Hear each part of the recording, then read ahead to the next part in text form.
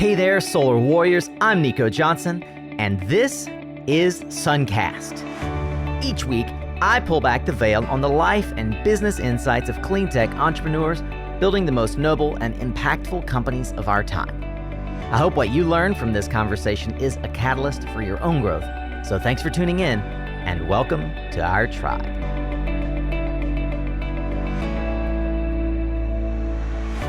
Well, hey there. Welcome back, Solar Warrior. Happy Friday. I love the Friday crowd. You are such committed, infinite learners. Hey, if you're unfamiliar, we call this Flashback Friday, and it's my way of giving you a glimpse back at something we did recently that I think you should have a listen to.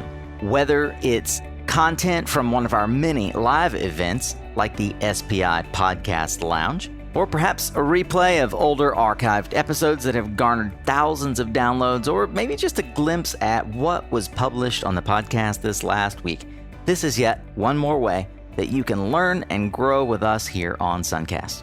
Well, this week's Flashback Friday is with my good friend John Powers, whose podcast Experts Only is also required listening if you are into the solar and finance side of our business, as well as the eponymous Mr. Barry Cinnamon, one of the entrepreneurs I admire most in our business. He's got a long track record, not just as a solar entrepreneur, but also as a broadcaster with his show, The Energy Show, that has been syndicated in California for quite some time. I admire both of these gentlemen for their ability to navigate conversations that are deep and rich, and invited them to join me at the podcast lounge in Salt Lake City, specifically to talk about what is going on today within the realm of podcasting and how folks in business are leveraging the power of podcasting to broadcast their message, and not just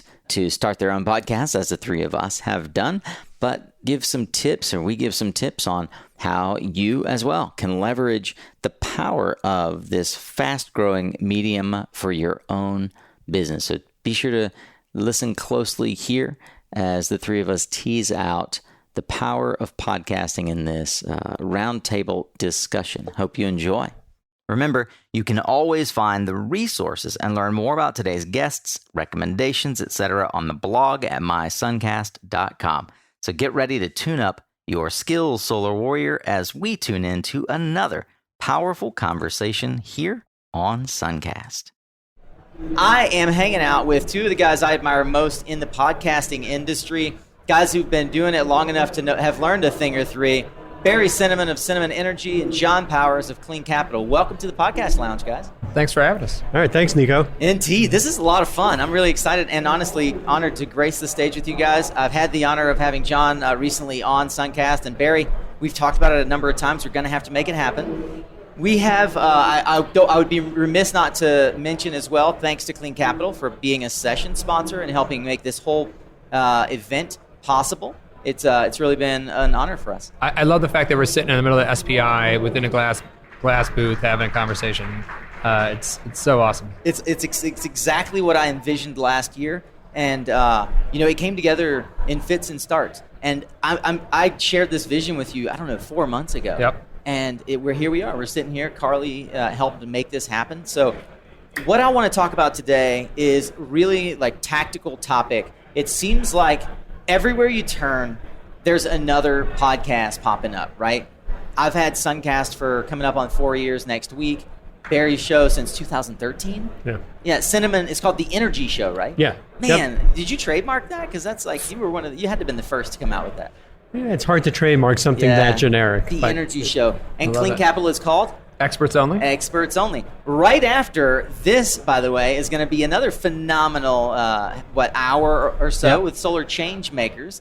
We're going to have an episode of Experts Only, so we'll talk about that right at the end. Sure. But first, let's jump in. Why start a podcast at all? Barry, why did you start The Energy Show? It was actually accidental. We're focused doing solar and now battery storage installations in Silicon Valley, San Jose area. And I want to be able to reach customers not through newspaper advertising, not just through internet advertising, but something on the radio. And I was friends with the owner of a radio station called KLIV. It was an all-news station in San Jose. I'd been on it a bunch of times, and I decided to do a weekly show. So started that, and it was really good locally. The podcast part came a little bit after that. I said, gee, I got all this content. How can I repurpose it to get to people who may not have been listening to the radio during the day?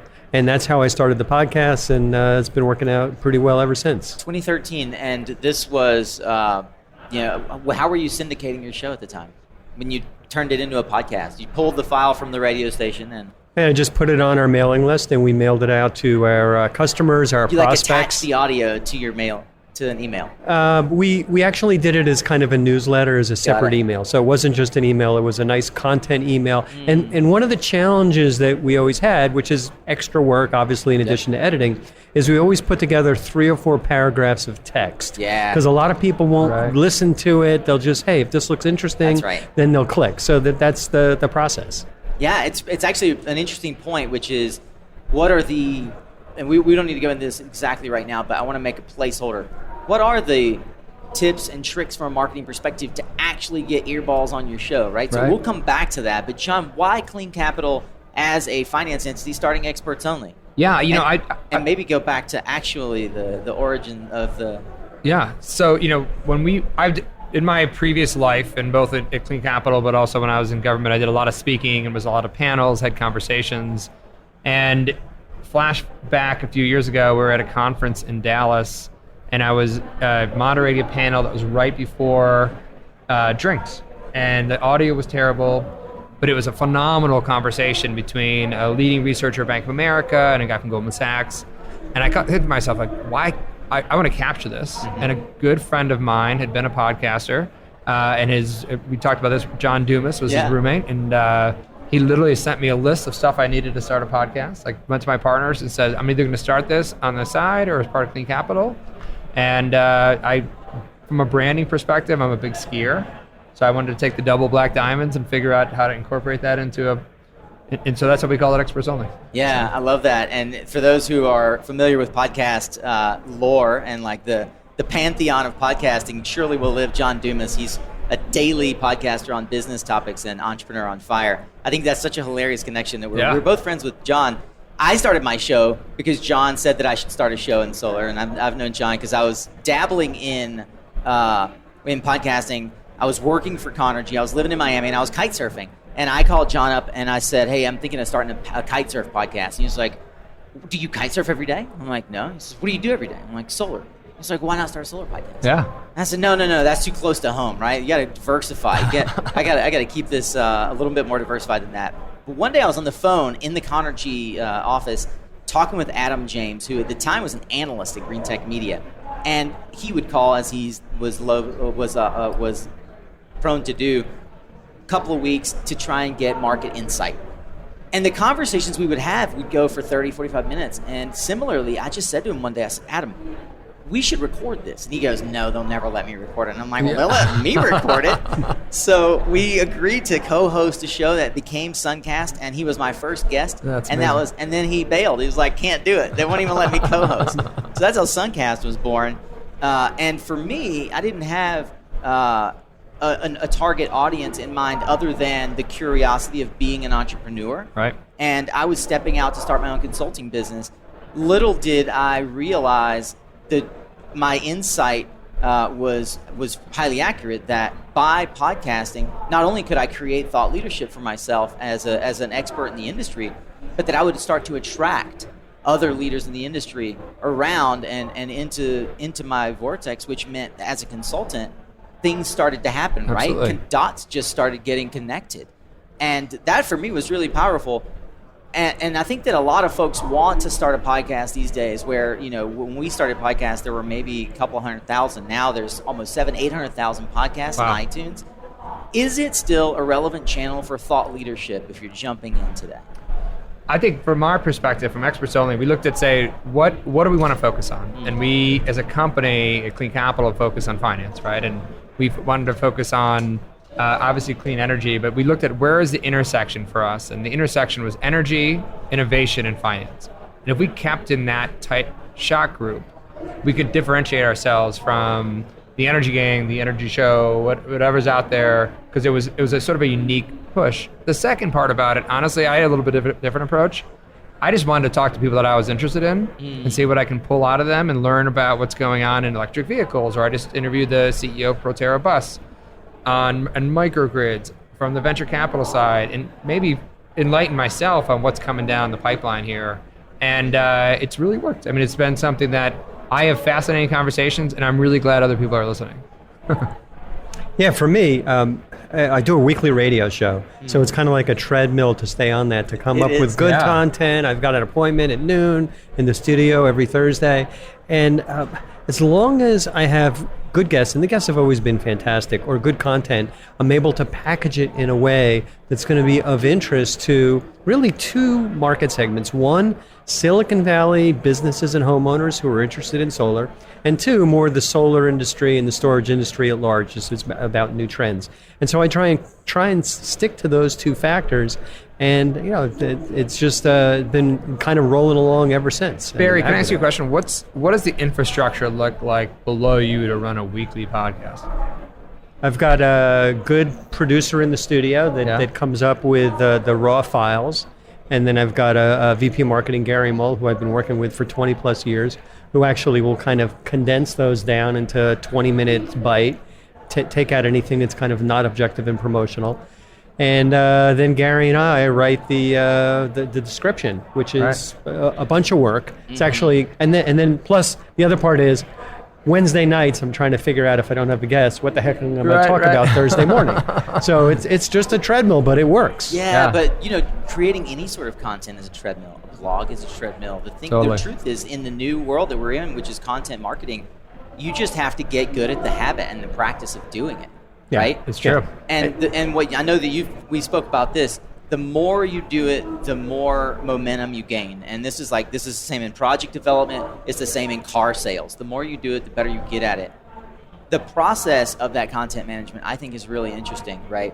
So I'd like to, if we take a couple of minutes on this, have you uncovered strategies or tips and tricks for marketing your show? You mentioned the description. What are the key touch points that you think about when you're trying to figure out how to attract folks to your show to listen to it? Where do you spend time and energy? The key point for me isn't really a feature, but it's just the way it's developed, is I strive to make sure that the content that goes out on the podcast is objective and relevant to our list. There's more and more people that are interested in solar and storage. As long as it's objective, they won't tune it out. But if I get too promotional, if there's an advertisement on there, if it's too self-centered, they may just not be that interested. But when it's objective, they recommend it to other people, and it keeps rolling from there. That's true. It's funny you say that, because I feel like I've rarely talked about clean capital itself on the show, and if I do, I always caveat it to folks. I'm like, I don't really talk about this much. I'm going to talk about what we're doing for a second. Yeah. The other piece is, I think you said earballs earlier, but eyeballs get earballs, right? So you've got to really think through, for us, it's social media, right? Yeah. How do we take our podcast that has been recorded and then get it through LinkedIn, through Facebook, through Twitter? If we had the chief environmental officer of Microsoft, tag them and get them to retweet it and really start to get the word out. And that's just continued to build momentum. And, we're not the Energy Gang. We don't have nearly as many listeners, but we've got a good listenership.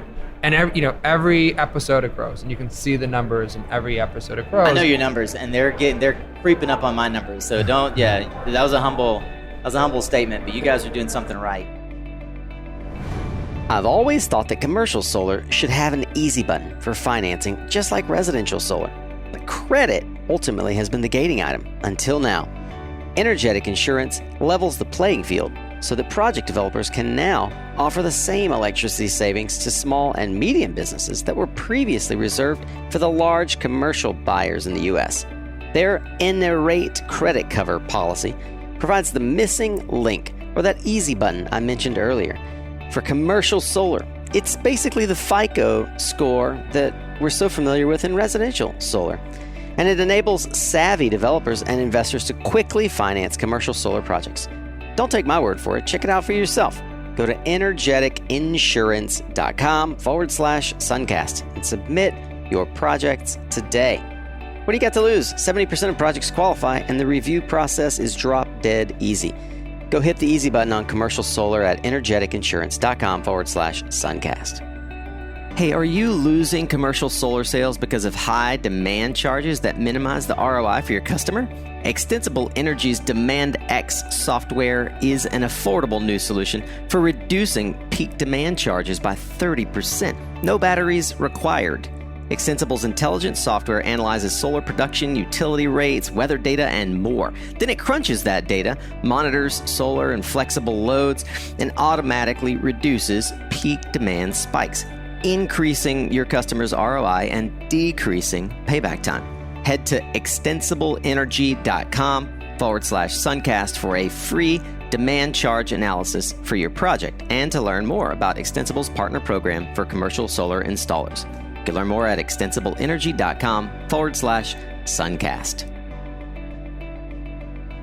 We think a lot about the guests, but then how do we also tie it into our newsletter that we send out, our social media pieces, and how we sort of have conversations that I think are relevant in places like this, right? The reason we're doing and wanted to sponsor it here at Solar Power International is, we want more folks tuned into these conversations we're having, because there's not many people come here this show we're at today, 30,000, right? And I'd like to wager how many actually go to a sit down panel.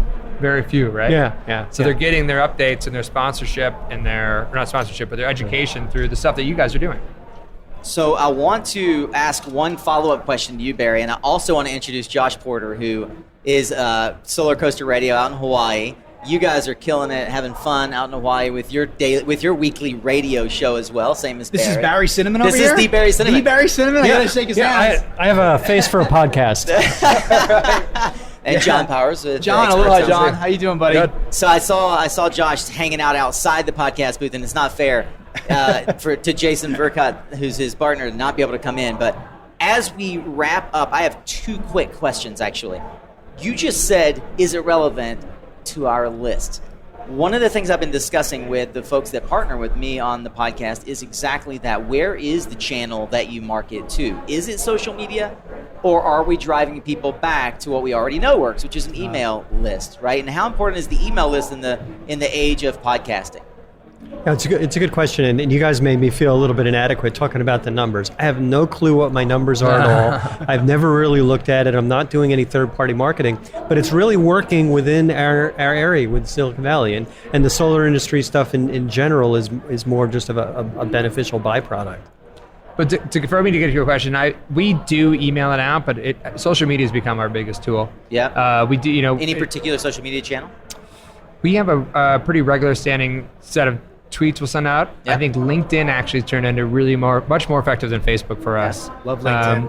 Because you can also, we can target, and we don't do targeted stuff for the social media, for the podcast, we do for the company. And you can look at solar developers, you can look at folks in the industry. And I just think professionally, it's for people that care about the stuff that we care about are spending more time than, my high school buddy that I haven't seen in 20 years that's on Facebook. Yeah, absolutely. I mean, we've been thinking a lot about how to take that long form and break it up into really interesting little bites and then throw it out there on social and then see what works and what sticks. You guys are seeing traction on Instagram as well, right? Yeah, recently. Well, certainly today. But I mean, recently, and it's new to us, right? So we're constantly exploring that, but you find fun ways to break up that content. And if there's something that happened in that show, a lot of the times these shows are an exploration, and we learn, right, as podcasters or as radio show people.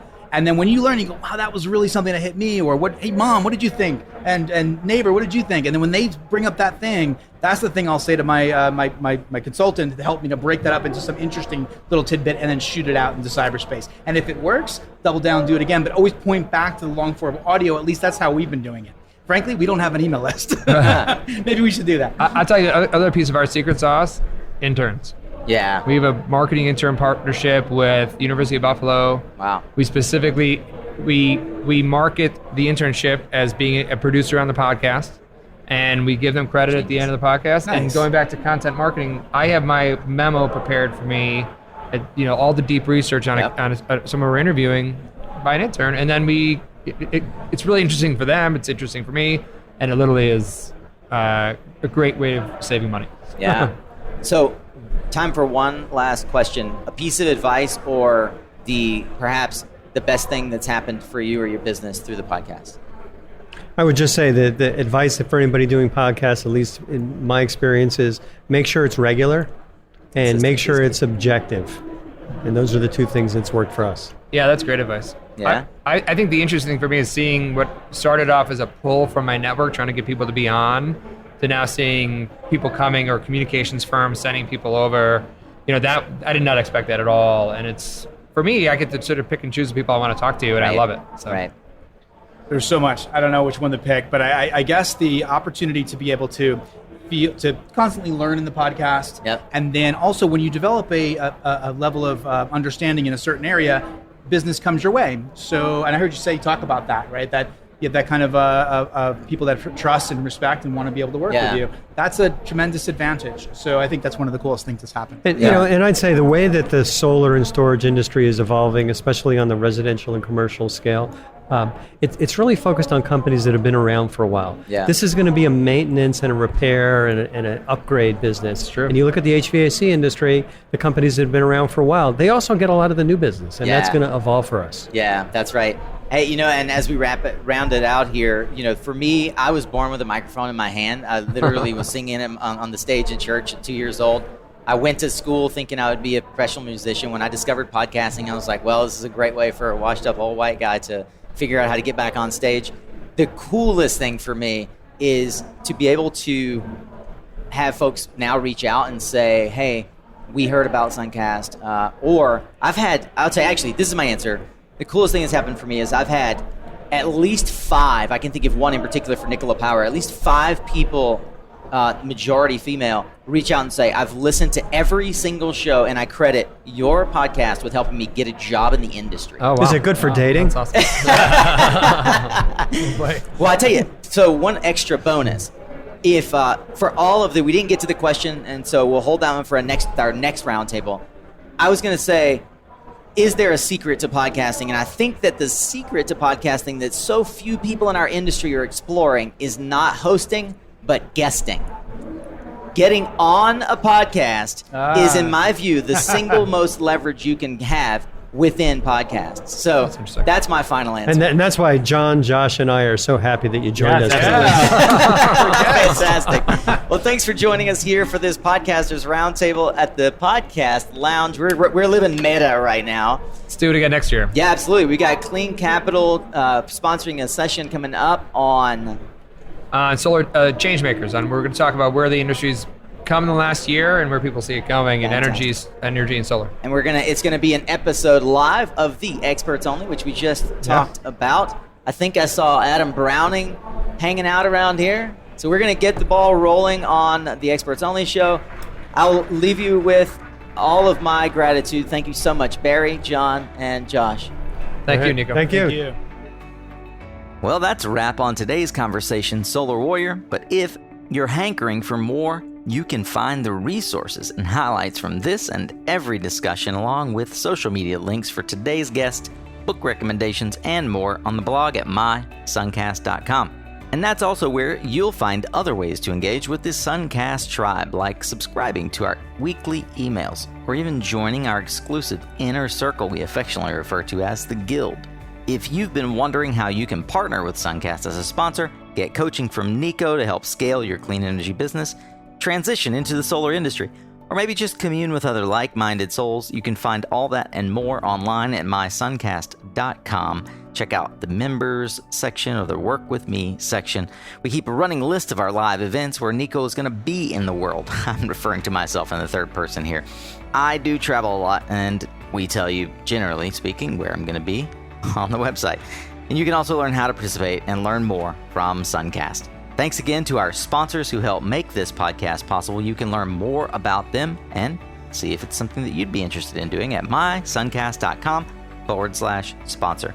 Remember, you are what you listen to. Thanks again for showing up, Solar Warrior. It's half the battle.